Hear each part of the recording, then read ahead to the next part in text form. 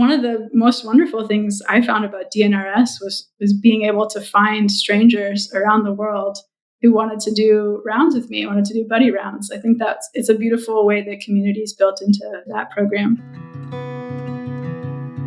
Internet gone crystal clear.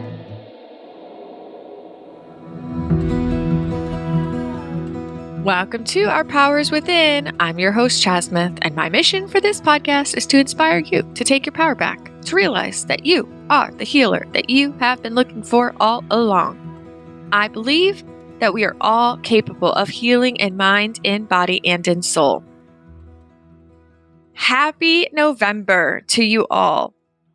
The month of Thanksgiving, of gratitude, of appreciation, of giving thanks, right? I mean, I hope that every day of the year is for being grateful for each of us. And I just want to acknowledge how grateful I am for each of you to be walking on this path and this journey with me. I appreciate you all. If you're new to the podcast, welcome. If you've been tuned in for a while now and you find value in this podcast, please consider leaving a 5-star review on Apple Podcast or my website, which is ourpoweriswithin.com. Other ways that you can support the podcast is by leaving a small donation. There is a link in the show notes called Support This Podcast, or share your favorite episode on social media and tag me. Thank you for your continued support. Our guest today is Noëlle Janka, back for her second episode with us. Woo woo! Her first episode was actually all the way back in the beginning, episode number 4. And here we are at 158 or 9, somewhere around there. I can't keep track. But that's a big difference, right? Like, wow, we have come so far. It's actually been over 3 years. And I invited Noëlle back because in episode 4, she shared with us how she was working on the foundation of a book she had a desire to write. And here we are 3 years later, and her book is officially published. I don't know. I think that is so much fun. I love seeing people's dreams come to fruition.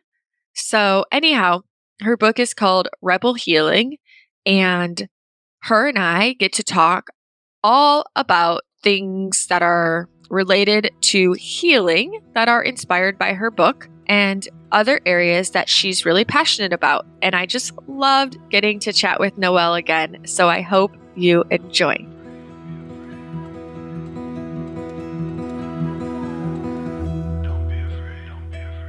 All right, Noëlle, thank you so much for being back with me for round 2. Thank you so much for having me, Chasmith. Great to be back. Yeah, 3 years. That means that, like, if you were on here sharing your testimonial story 3 years ago, so much has probably happened in your life. And I kind of want to start with that, because I think a lot of people hear a recovery or a testimonial story, and I think that we sometimes make this assumption that that means this person's going to go out and live like their best life with never having anything go wrong again and no symptoms, and all this magic. And I'm not saying there's not magic, but there's also reality. And so I'd love to just hear a little bit about what's gone on in your life since we connected 3 years ago, and things like, have you had any setbacks, as some people call it, or just new physical challenges arise that have allowed you to go into even deeper layers of healing? Great question. The short answer is yes.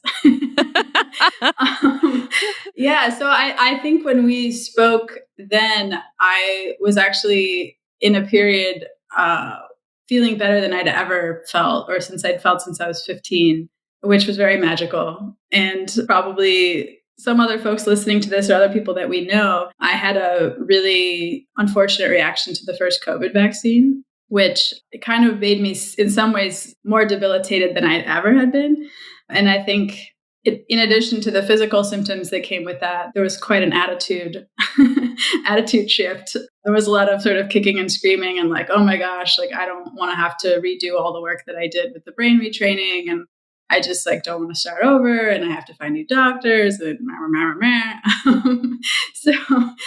was definitely an opportunity for deeper healing. I'd say, physically, emotionally, mentally, spiritually, all the way around.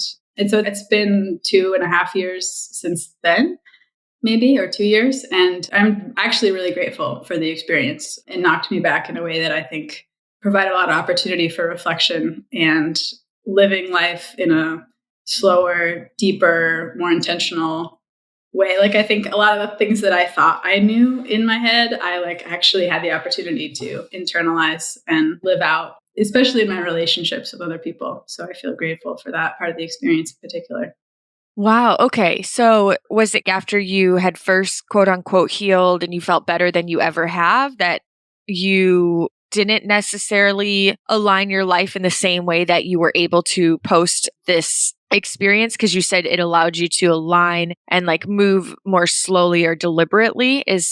Was it something that you weren't necessarily doing prior to that experience? Yeah, I mean, last time we talked, I think I was both running my coaching practice and had a part-time job in higher ed that I really enjoyed. And when that went all online for the early part of the pandemic, like a lot of us, I ended up on sort of back-to-back Zoom calls. And the way that the work changed, I think, just ended up really not working for me. And it took me a little too long to figure that out.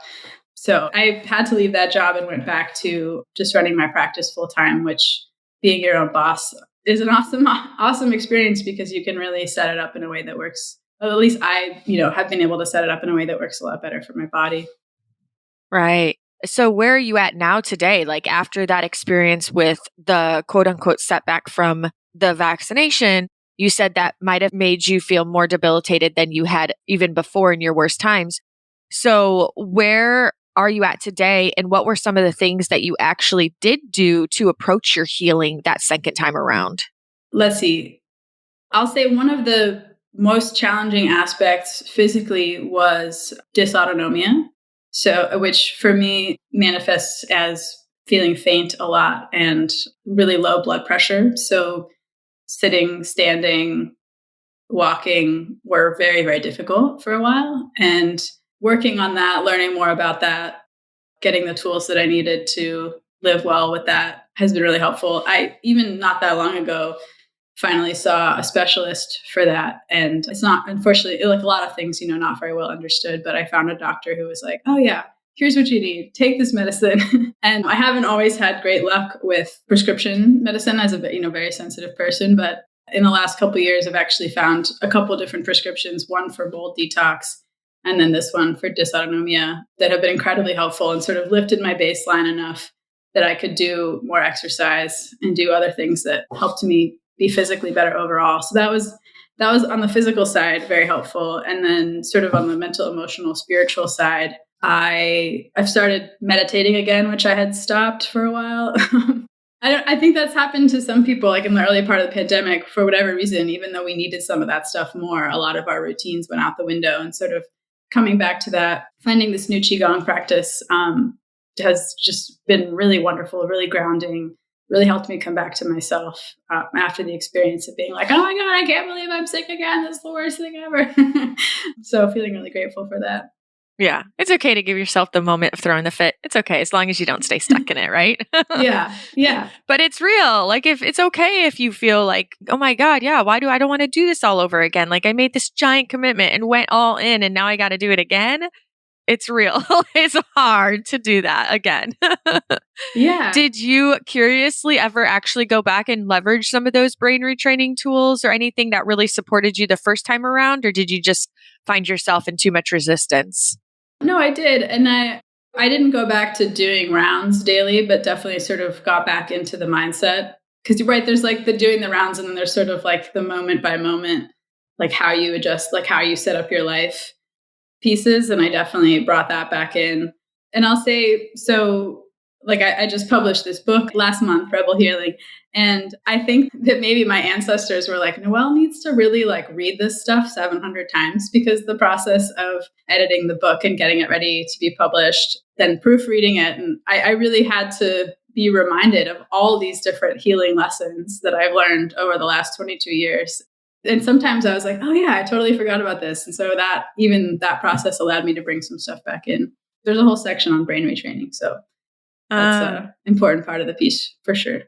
that's a really good point. Like, yes, the process of to do something like writing and editing and editing and editing and going over, it's like really ingraining something into you.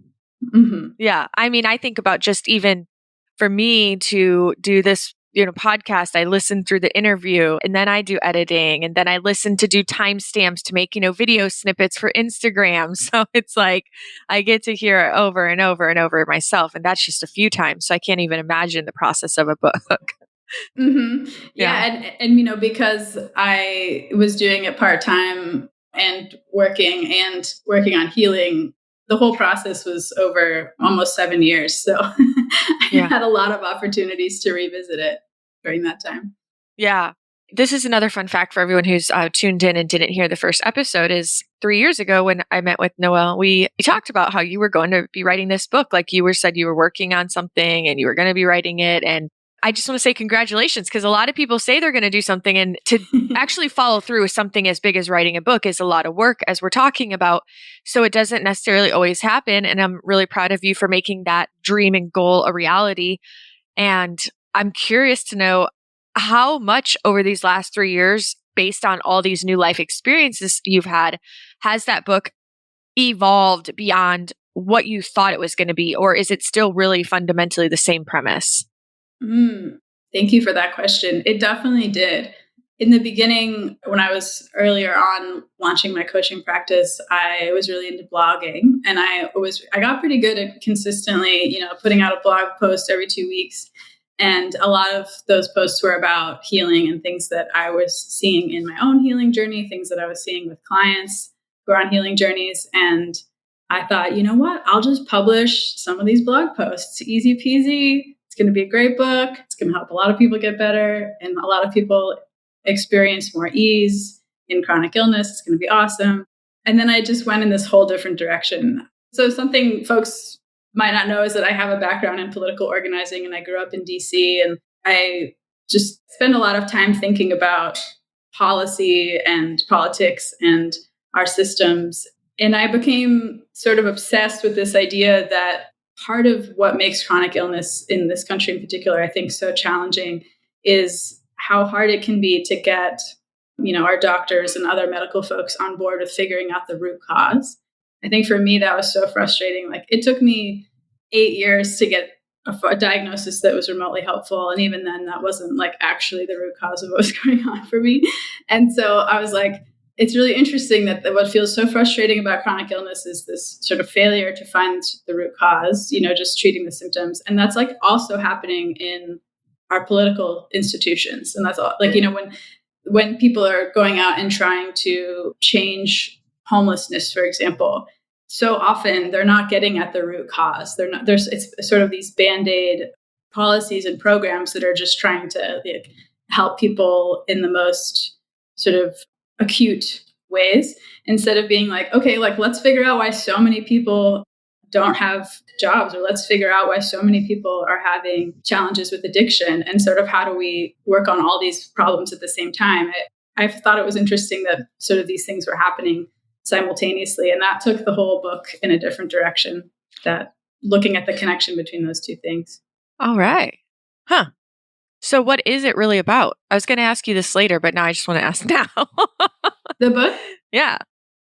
It's a guide on how to heal, and specifically the mental, emotional, and spiritual aspects of healing chronic illness. But when I say healing, to me, I don't necessarily mean like complete resolution of physical symptoms.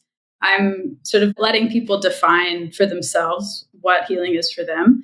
But one way that I think about it is bringing more ease and joy to life experience, sort of regardless of what's happening in our bodies. And what I'm arguing is that part of that work, that mental, emotional, spiritual work, is looking at how we have been impacted by the systems that we live in. Because another thing that really frustrated me was like, there are all these books that are like, all right, you're sick. Here's what you can do to get better. If you meditate enough and you do enough brain retraining and you eat all the right foods, you're going to get better. But then so many people don't get better, right? And if you look at the CDC, it says that the causes of chronic illness are like alcohol, obesity, and smoking. And I'm like, none of my friends are dealing with, like, this is not what's happening. And so I also wanted to put the healing process in context, right? And like the context is that we live in a society inside of systems that don't actually try to keep us healthy or support us to get well. One of the parts in the book, I'm comparing kind of the way that the US regulates toxins and chemicals versus the way that Europe does. And in the US, they look for what's called proof of harm. And in Europe, they exercise something called the precautionary principle. So if there is a concern that a chemical could hurt humans, animals, or plants, then they don't make it legal unless they can prove that it's safe. And so that I kind of like you're not guilty or you're not innocent, or like you got to be proven guilty or something, or you're innocent unless you're proven guilty. So it's harmful unless it's proven safe.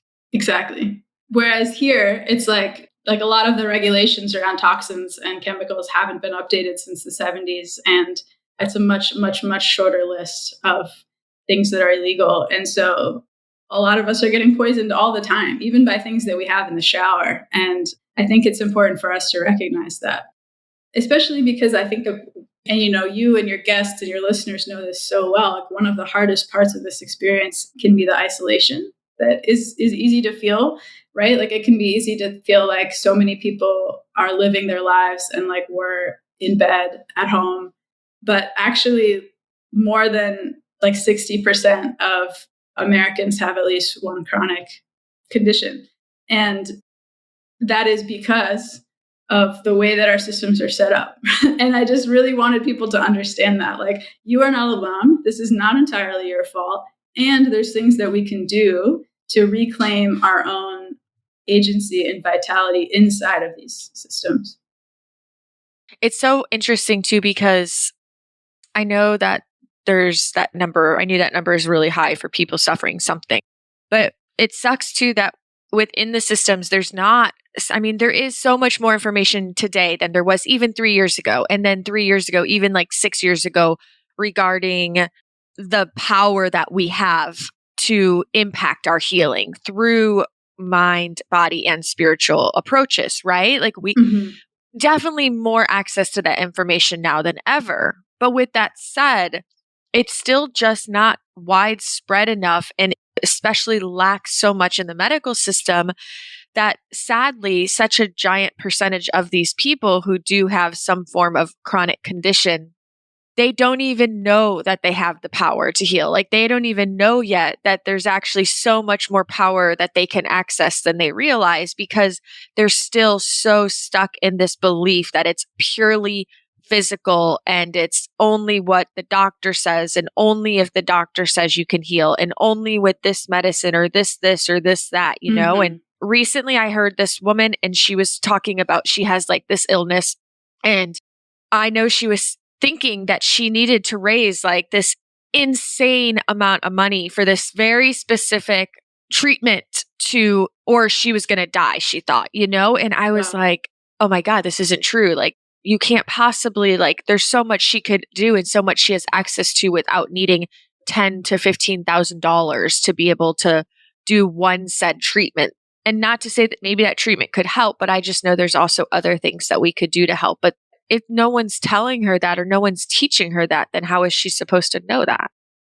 Totally. Yeah. I mean, and like just thinking about what's possible with some understanding of polyvagal theory is, I think, so remarkable, right? I mean, sometimes like really debilitating conditions can be healed by doing a series of very simple physical manipulations by yourself. And it is something that most doctors, therapists, et cetera, don't have access to. So it's like, even if you have access to healthcare and you're seeing some of the best people, they don't know about some of the best stuff. Yeah. And so, I mean, it's part of the reason I appreciate the work that you do, Chasmith, and that so many of your guests are doing, is just letting people know. And that's what I was trying to do too, is like letting people know that there's so many more answers and so many more opportunities.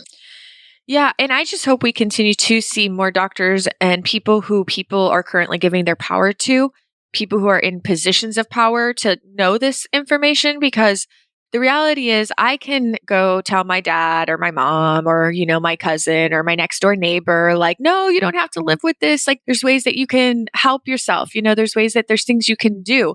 And I'm just me. Like, they're just going to brush me off most of the time. I know, because it's happened.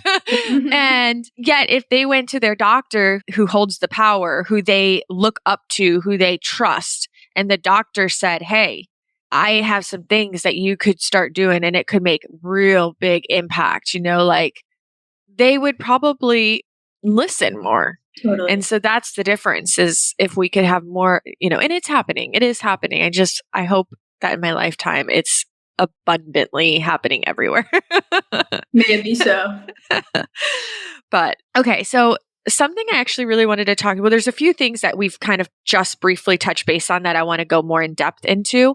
First, I think we're going to start with, speaking of like brain retraining, and how you said how the second time around after the vaccine and, onset of illness, you did brain retraining. You still use the tools of brain retraining, but not necessarily like daily rounds, which for anyone who's listening, that is just the actual daily practice that is called rounds from one specific brain retraining program, DNRS. There's so many different brain retraining programs, and they all have different types of daily prescriptions. But you said it was more for you, like just hour by hour, moment by moment, daily, like how to incorporate the concept of brain retraining. Mm-hmm. And something I know you've mentioned offline is the importance of deprogramming ourselves from societal scripts, like kind of utilizing brain retraining as part of the means to do that. And I would love for you to talk more about this and what that means, because like you said, it's easy to say, hey, meditate every day, do your brain retraining, like do this, but what is the focus? What are we actually retraining? Like, other than, yes, we can retrain our limiting beliefs or our fears that come up around our symptoms. It's really easy to come up with all the things symptom related to retrain around, but it does, as most of us end up discovering, go sometimes deeper than that. So can we talk about this? Sure. Yeah. Just for a little bit of context, I'll say that part of what I do as a coach is help people recognize when they're getting in their own way so that they can see what's underneath that. So like helping people see inner blocks, sometimes called monkey mind, internal conversations. I heard another coach call it your inner evil meanie. So part of what I'm doing as a coach is kind of bringing people's awareness to when those conversations are running the show, so that we can say like, okay, is that conversation actually the truth for you? And so often people, even just saying something out loud that they've been thinking in their head for years, they can laugh and be like, oh, that's not true. And then we can look and say, okay, like what's actually true for you from your heart, from your soul. And what I found in doing this work for years with all different kinds of people, but then especially folks with health challenges, is that it was even easier for people to let go of those internal conversations when they could see that it was something that they were just programmed with. So, for example, there's a lot of, how do I want to describe this? In our culture, there's a lot of ideas about what it means to be a productive member of society, right? We've all heard that phrase before. And what's built into that idea is a lot of individualism and a lot of also some ideas about like what it means to be productive in a capitalist society.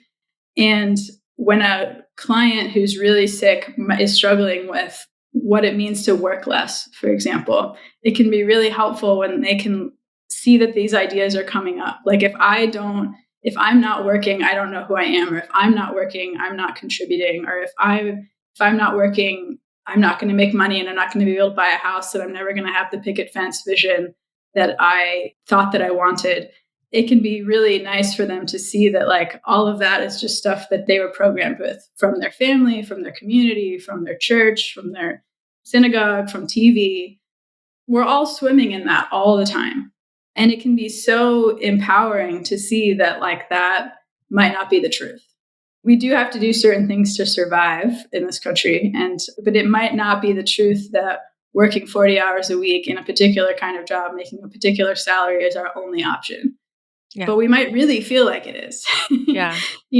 And so part of what I'm advocating for is noticing when some of those internal conversations might be this programming. Another place that it comes up a lot is, there's been some really good work, I think, in the last, 20 years around dismantling internalized racism, which I think is really, really important work. It's work that I've participated in. I think that we need to be doing that around ableism as well. And it's still not to say that like we've like solved anti-racism, because that's not true. Like it's something that needs to continue. I would like to see the same amount of attention on anti-ableism, because I think that it really hurts everyone. Like if we were actually creating our society, our institutions, our social lives in a way that were more accessible, it would benefit everybody. And something that has worked really well for me and my clients is to really kind of call each other out on internalized ableism. I can give an example. In my book, there's a whole section on changing our language. And I share an example where a former roommate and I realized that we were saying sorry all the time and we wanted to stop doing that. So we had a quarter jar in the house. And whenever one of us said sorry, when we weren't actually making an apology, like I bumped into you, oh, sorry, we'd say like, put a quarter in the jar. And it really helped us. We would say things like, excuse me, or we just sort of started replacing our language so that we weren't constantly apologizing. And it was a really empowering experience. And I think that we can do the same thing if we gently call each other out and say like, oh, when you said that no one was ever going to invite you to do anything again because you are using crutches, like that sounded like ableist. Like that sounded like an ableist conversation. That sounded like ableist language.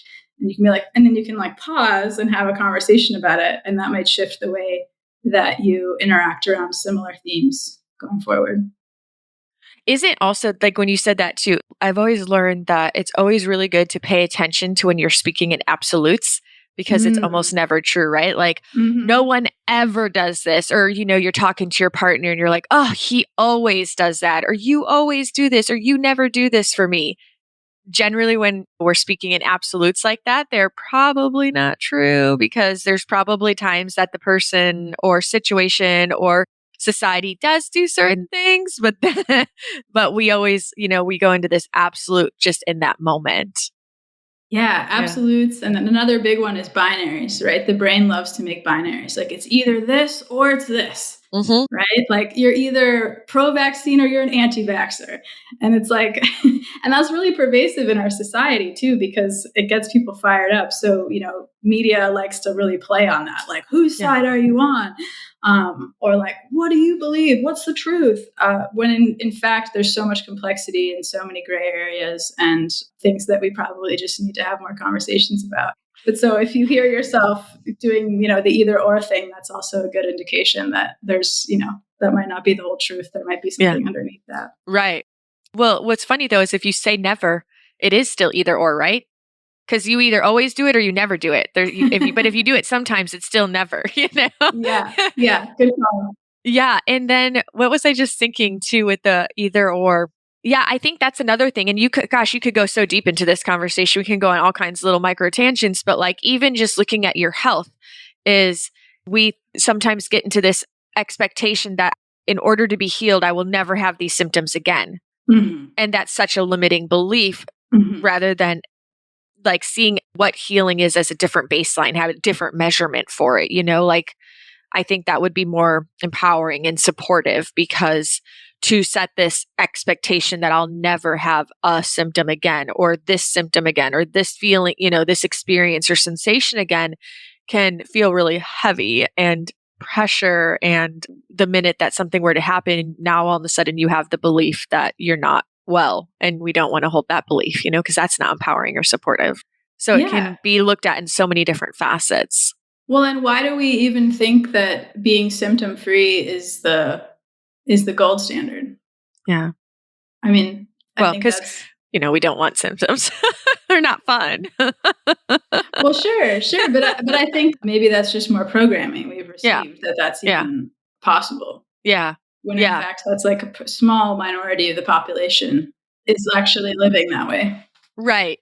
And speaking of like the programming, I wonder how often we can take it like even a step further and see how often could we say or ask ourselves or be curious or inquire into what, not only what I believe, but what do I want? Because how often do we think what we want is also programming? Oh, I was a cheerleader, so I'm going to make my daughter a cheerleader. And then the girl grows up and she thinks that this is what she wants and she thinks she loves it and she thinks she's so happy because every child wants to make their parents happy.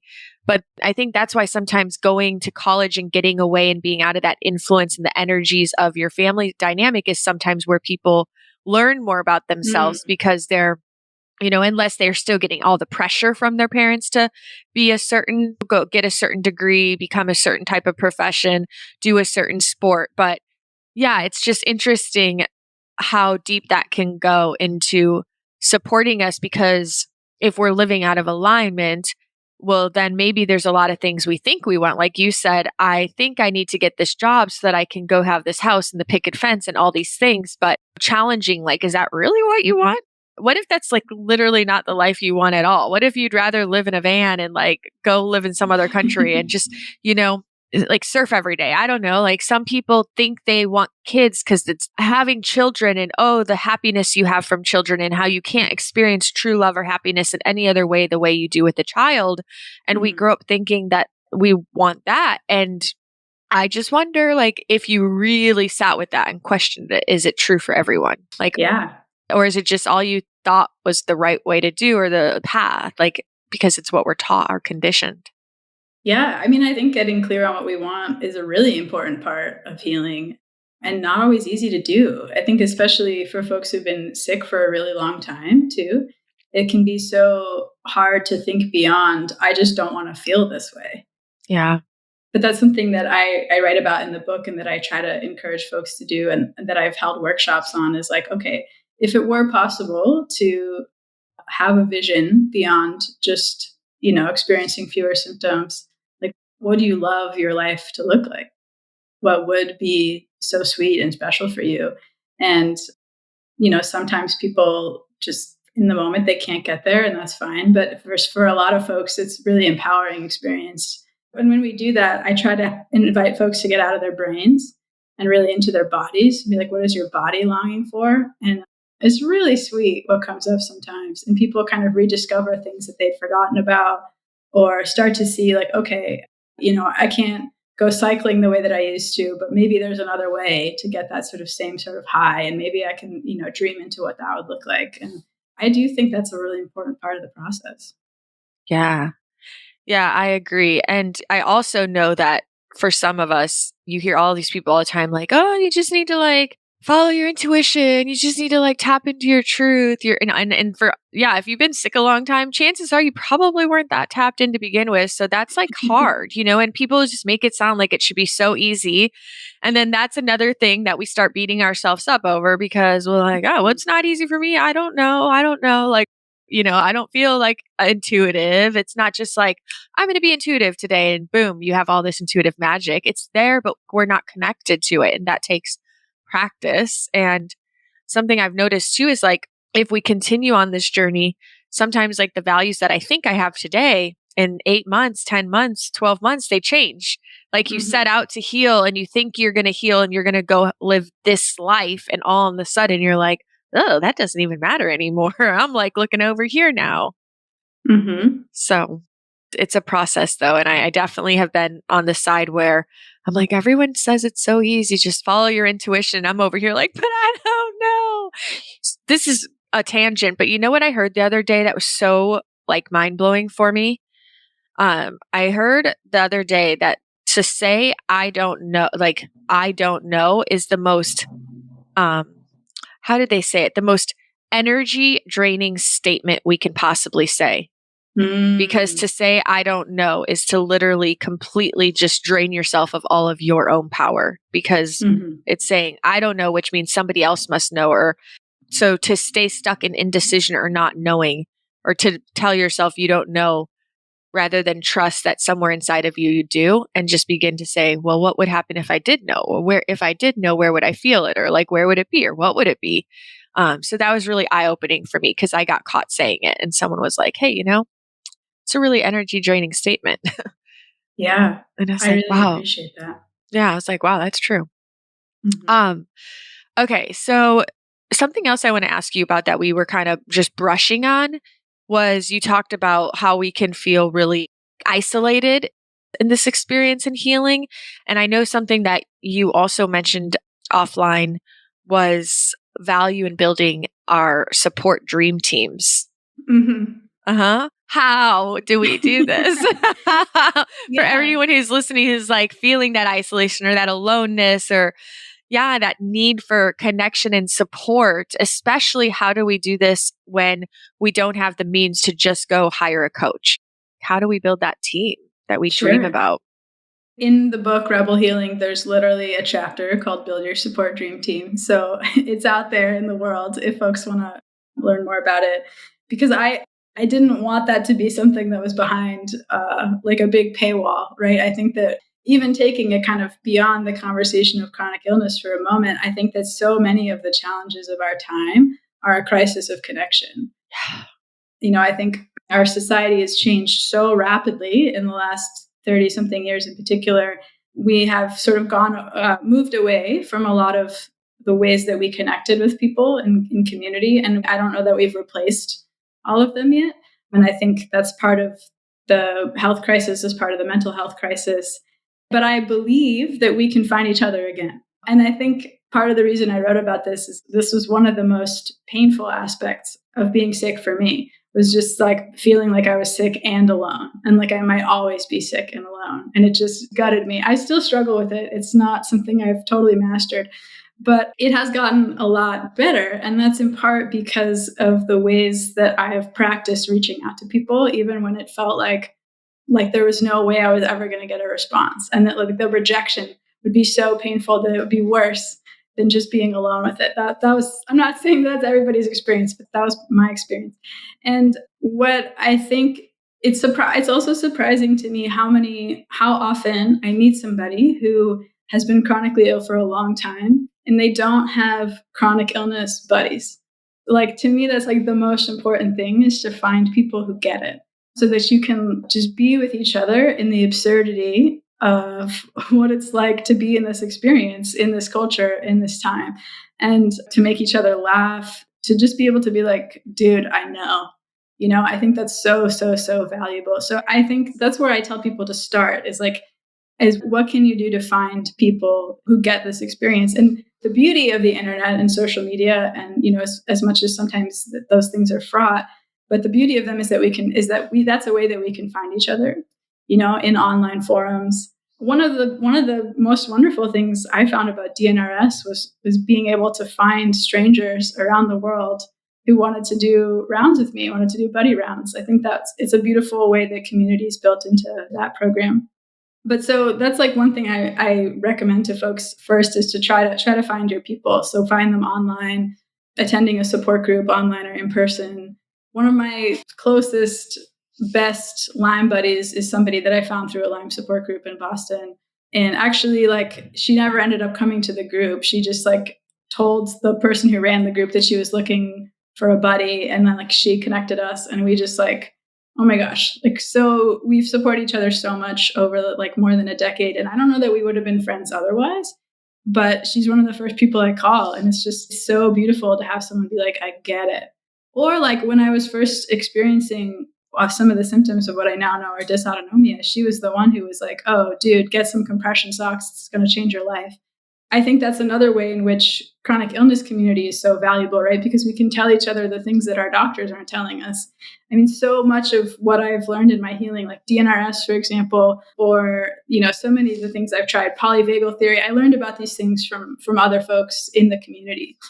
But then sort of, going back to the broader support dream team thing, I think it starts with what we were speaking about earlier, with having some understanding of what you want. So I think, excuse me.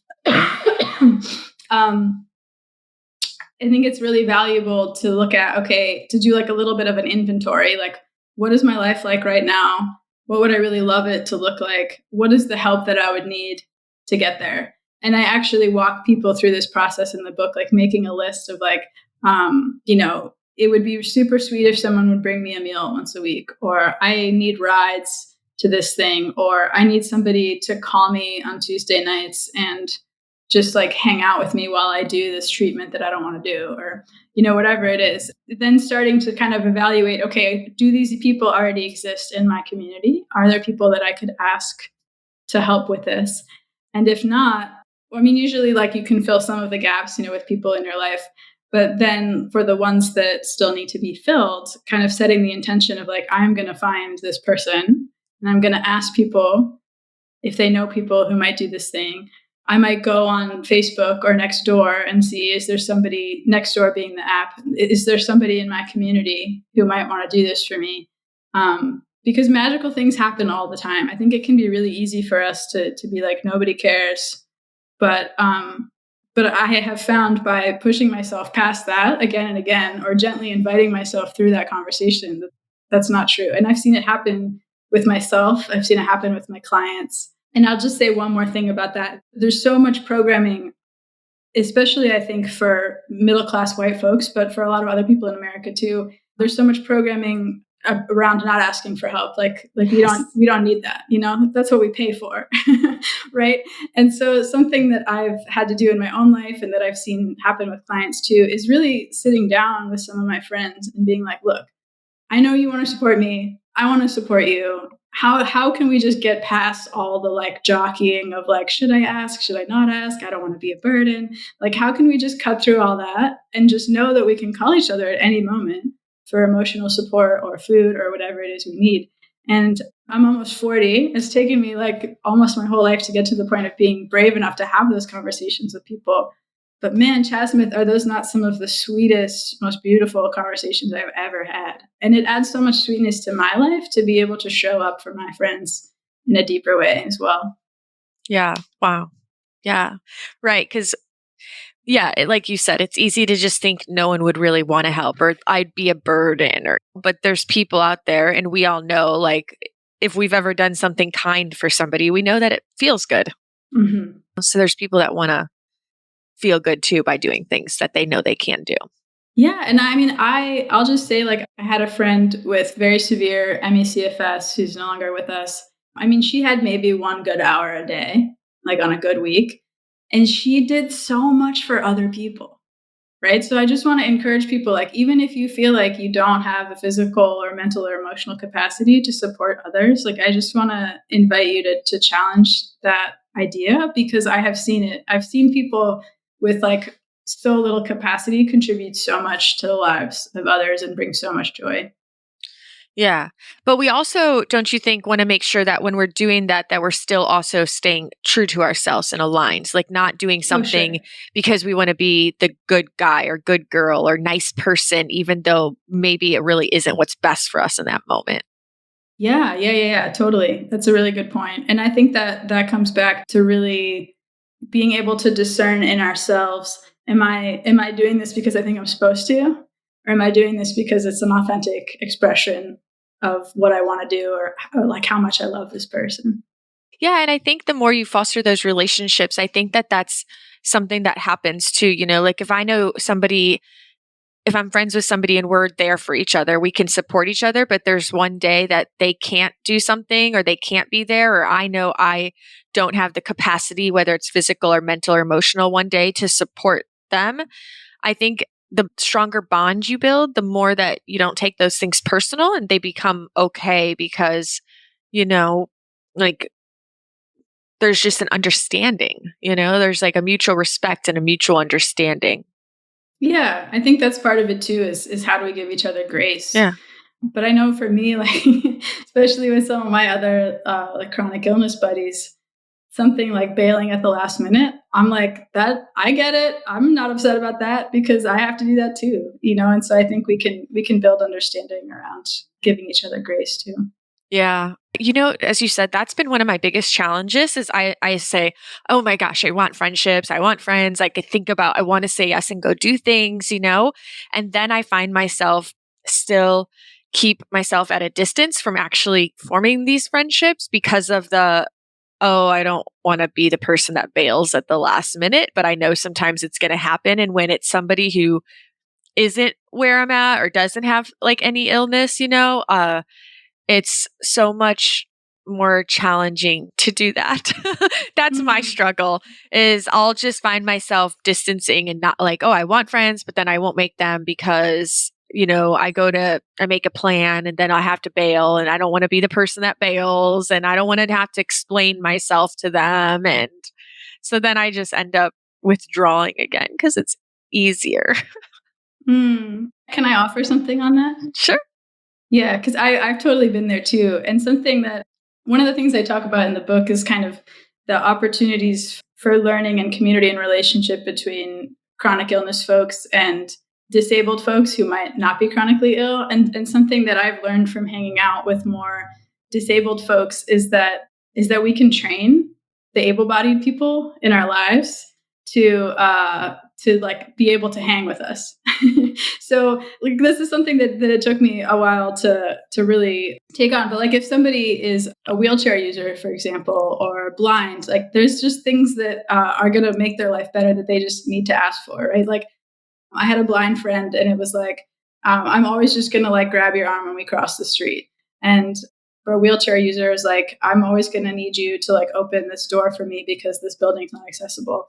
And I've found that we can do the same things with something like what you're describing and say, look, like my energy is unpredictable. So I would love to make plans with you. And I'm so excited to hang out. And I might bail like 60% of the time. So is that cool? And just like be really upfront about it as if it's like something that is very obvious. Yeah. Because that's one of the harder parts, I think, for invisible illness is like, people will be like, oh, Chad Smith looks just like everybody else, like must be just like everybody else. And so I think it can take even more courage to be like, actually, I need this, like, I need a special accommodation. But I think I've found that people are so much more receptive to me saying something like, I'm going to bail than I ever would have expected. Like, I think for years, I'm like, oh, no one's going to want to hang out with somebody who bails 60% of the time. I've been proven wrong. Gotcha. That's good to know. It's definitely a challenging one for me. It's something I can experiment with, but I find myself not wanting to be honest or open about like what I go through with other people. It's easy within this community that I have to be open, but outside of the community, I find it very challenging.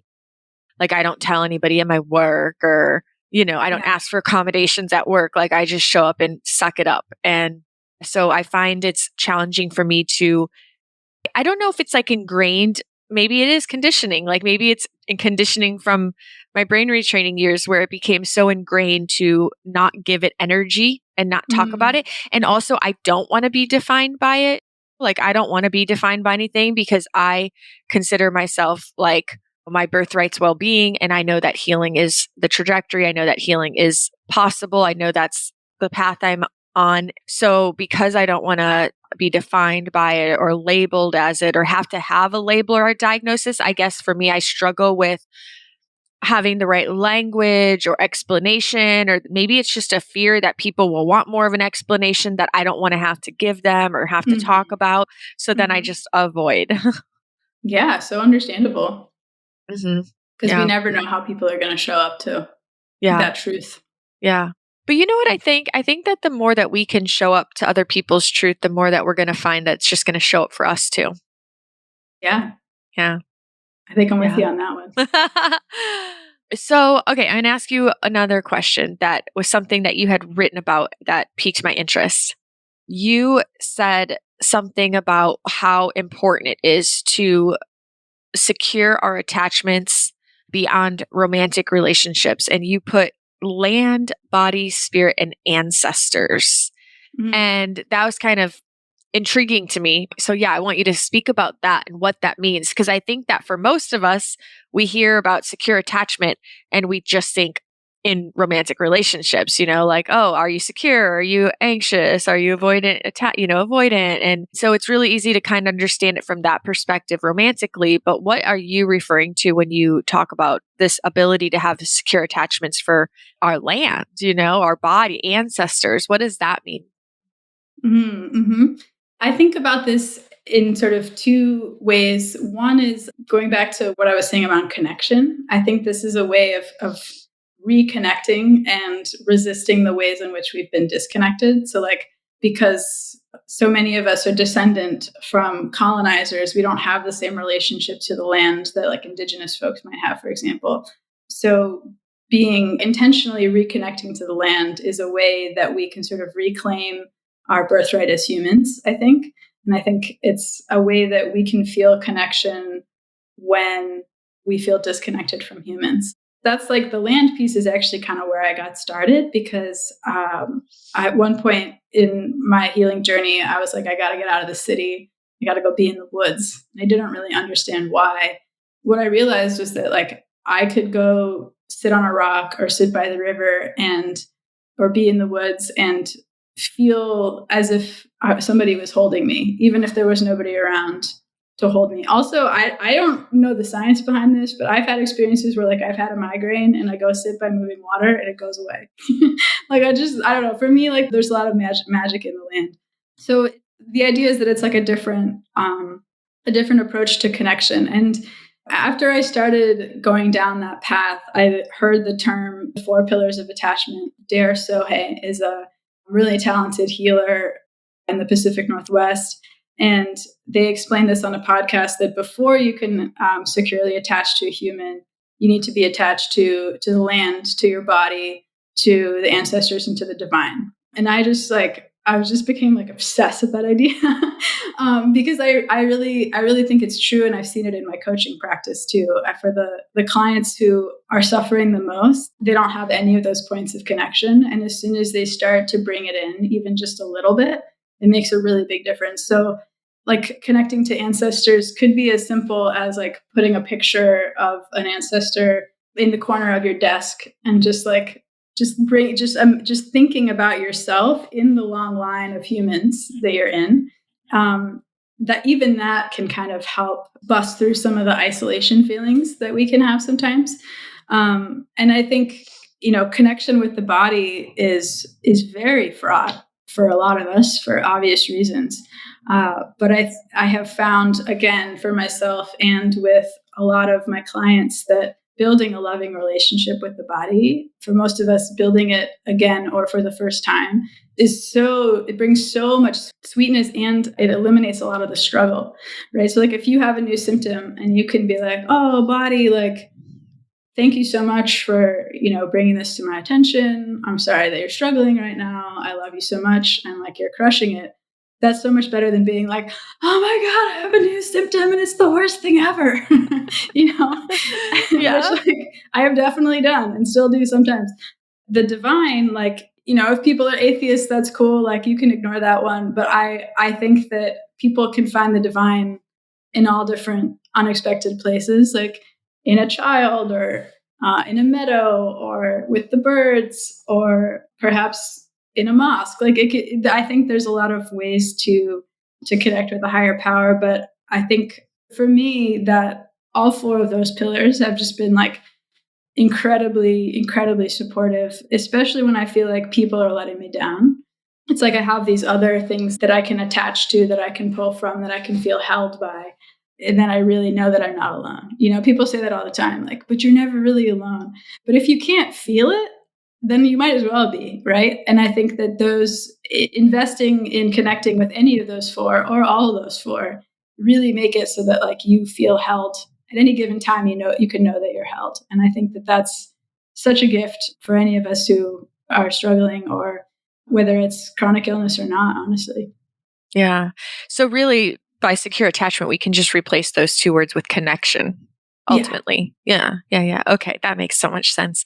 Yeah. And that's so true. I mean, and you hear that through so many people and their experiences, how important it is to like, it's not just mind, it's not just body, it's not just spirit. It's like, it's like it's all of it. Mm-hmm. Yeah. And everyone knows on this podcast who listens regularly, I'm a huge advocate for the land too. Like connecting to the land for a multitude of reasons and just aligning to like living in a way that's more like this mutual respect with land. I feel like that's going to make us healthier when we're living in a way that's more mutually beneficial.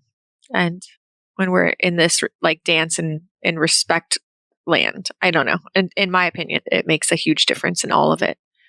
Yeah. And I think a lot of us are feeling what the land is feeling. And I think that there's a way in which we can kind of be ambassadors for nature connection. Like, cause I mean, you're not the only one, Chaz, but like so many people that I know in chronic illness community are really attached to the land, really connected to the land. And I don't know, I think there's a lot of sweetness there. Yeah. Well, there's a saying, and I truly believe in this saying, even though sometimes I don't want to believe, like sometimes my ego doesn't want to believe it because it causes me to face truths or see certain realities and learn stuff about myself. But the saying is, how we do anything is how we do everything. Mm. And so I think if you're somebody who just don't have any respect at all for our earth or our land, and you just like throw your litter out your window, like what are you, I mean, you're kind of like shitting on the earth, like you're just throwing your trash on it. So like, what are you doing? How are you doing that to yourself? Right. Mm-hmm. So to me, it's like, how I'm in relationship with all these things impacts all the others. Totally. And ultimately myself. I've taken it a step further recently with encouragement from some friends of mine who just have more experience with ceremony, but just like really trying to give back to the earth with ceremony and like planting fruit in the earth, for example, and really just trying to give gifts and say thank you, like especially at this point in my healing, I feel like I have so much gratitude. And I have more to give back. So I've been trying to think more lately about like, how do I give back to the land more intentionally? Yeah. Beautiful. I love that. The land will appreciate you. So where can people find your book and how can people connect with you? Great question. So I have a website, noellejanka.com. So that's NOELLEJANKA. I'm sure it'll be in the show notes. And there's links about the book there. The book is called Rebel Healing, Transforming Ourselves and the Systems That Make Us Sick. And it's available on Amazon and wherever books are sold online. So you can find it on Bookshop if you want to support a local bookstore. That's a sweet way to do it. It is available in some bookstores, in some libraries in different parts of the country. So you can always check there first and request it. And anybody should be able to order it for you as well. Sweet. Are you on any social media at all? Oh, yeah. Thank you. Yeah, I'm most active on Instagram, but also Facebook, LinkedIn, not TikTok yet, but maybe in the new year. All right. Well, it was so good to get to connect with you again 3 years later and this time get to see your face. And I loved getting to chat with you. And I am really excited for you on your adventures and your next steps of your journey and see where you go from here. And I hope that your book is very fruitful. Thank you, Jasmine. Thank you for the opportunity. And thank you for all that you do for our community. It's really special. Thank you.